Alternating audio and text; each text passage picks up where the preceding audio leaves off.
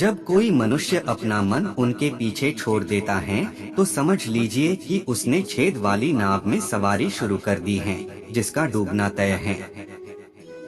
ऐसा कोई नहीं है जिसका सदियों से अस्तित्व है, और ना ही ऐसा कोई है जिसका सदियों बाद अस्तित्व रहेगा। यहाँ कुछ स्थायी नहीं है। वह सभी चमकदार वस्तुओं में प्रकाश के स्रोत के रूप में स्थित हैं। वह सभी प्रकार के अंधकार से परे और अव्यक्त हैं। वह ज्ञान का विषय है और वही ज्ञान का लक्ष्य है। वह सबके हृदय में विराजमान है। तुम उसी को देख पाते हो जो तुम हो, और तुम वही जो तुम देखते हो। इस दुनिया में तुम प्रेम सभी से करो, लेकिन पूर्ण रूप से विश्वास किसी पर मत करो।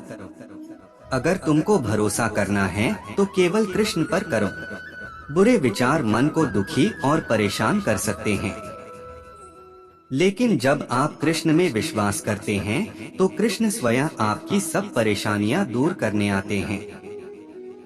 मैंने अभी तक तुम्हारे शरण में आने के प्रस्ताव को स्वीकार नहीं किया है, क्योंकि तुमने अभी तक पूर्ण रूप से समर्पण नहीं किया है। जब तुम शुरुआत करोगे तो स्वाभाविक रूप से तुमको असफलता मिल सकती है। कई बार तुमको गिरना भी पड़ सकता है, लेकिन इसका मतलब यह नहीं होना चाहिए कि तुम उस काम को करना छोड़ दो। एक समय आएगा जब तुम परिपूर्ण हो जाओगे और तुम्हारे सभी काम सफल हो जाएंगे। इस काम में मैं हमेशा तुम्हारे साथ खड़ा रहूंगा। मैं तुम्हारे हर छोटे बड़े कर्म में साथ दूंगा। तुम्हारा जो दिल करे उसको करो, लेकिन नम्रता और सरलता के साथ करना, अहंकार के साथ नहीं। एक उपहार तब शुद्ध होता है जब उसको सच्चे दिल से सही व्यक्ति को सही समय पर दिया जाता है, और बदले में कोई दूसरी उम्मीद नहीं करते हैं। कड़े संघर्ष के बाद प्राप्त होने वाला सुख जिसने आपके दुखों का अंत किया है। ऐसे संघर्ष का पहला कदम आपको कड़वे जहर के समान लगता है और अंत में आपको अमृत की प्राप्ति होती है। इस तरह का सुख केवल मन की शांति से प्राप्त हो सकता है। इस धरती पर आने के बाद आपका मुख्य उद्देश्य यहाँ से मुक्त होना है। केवल वही मनुष्य मुक्त हो सकता है जो अपने कर्मों में दृढ़ संकल्प के साथ स्थिर है और सुख दुख को समान रूप से सहन करता है। जो मनुष्य अपनी आत्मा की बात सुन सकता है वह मुझसे बात कर सकता है और देख भी सकता है।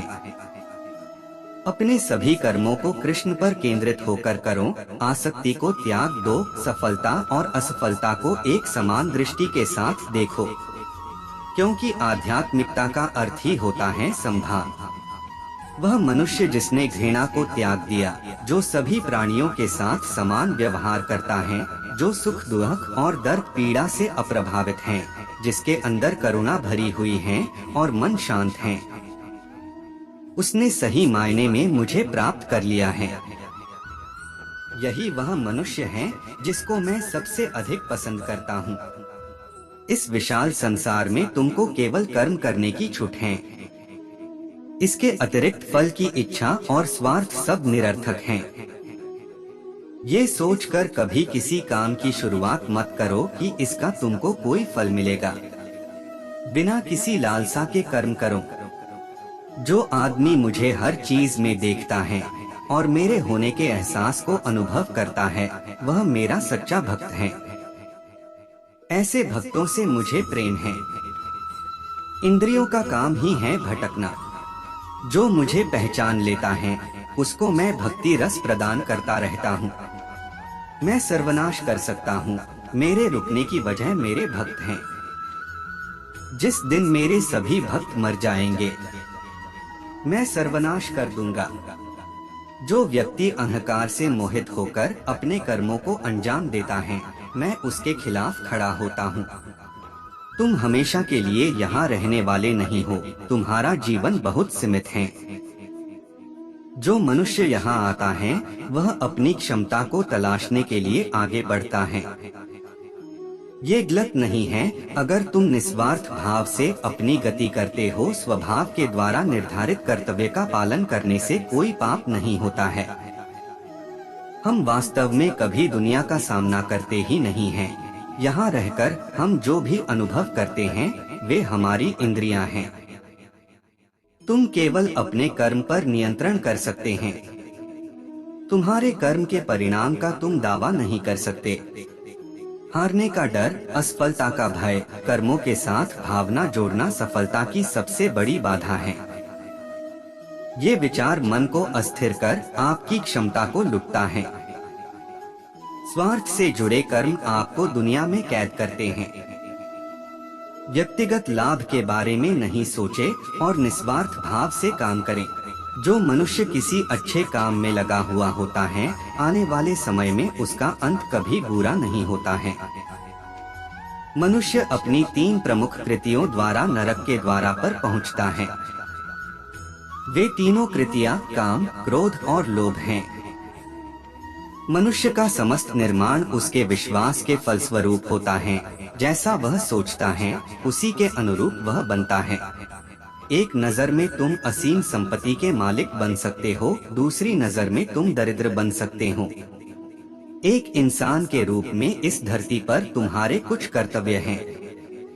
अनिवार्य रूप से अपने कर्तव्य को निभाओ। किसी से सच्चा प्रेम होना शुद्धता और दिव्यता का प्रतीक है।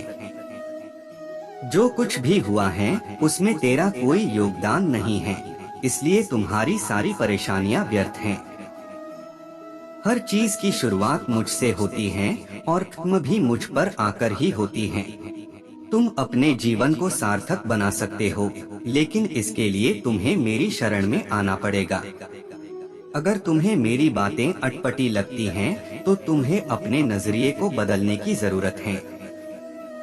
अभी तुम चीजों को उस तरह से नहीं देखते हो जिस तरह मैं देखता हूँ। अगर एक बार तुमने मुझ पर विश्वास कर लिया तो तुम्हें जीवन में कभी निराश होना नहीं पड़ेगा। एक बार जो मुझ पर विश्वास करता है उसको मैं कभी छोड़ता नहीं हूँ। जो मेरे भक्तों के साथ धोखा करता है उसके लिए मैं सबसे बड़ा शत्रु हूँ। अगर किसी ने मेरे भक्त को एक बार भी धोखा दिया तो जन्मों जन्मों तक मैं उसका उद्धार नहीं करता हूँ। इस देवत्व का सर्वोच्च मैं हूँ। सब कुछ मुझ पर निर्भर है। अगर तुमने मेरे बारे में जान लिया तो तुम्हारा कल्याण निश्चित है। मैं हर दिल को एक मंदिर की तरह देखता हूँ। जो दिल जितना सुंदर होता है वहाँ मैं उतना ही अधिक ठहरता हूँ। भगवान श्री कृष्ण के चरण कमल इतने पवित्र हैं कि जो कोई उनकी शरण लेता है तुरंत शुद्ध हो जाता है।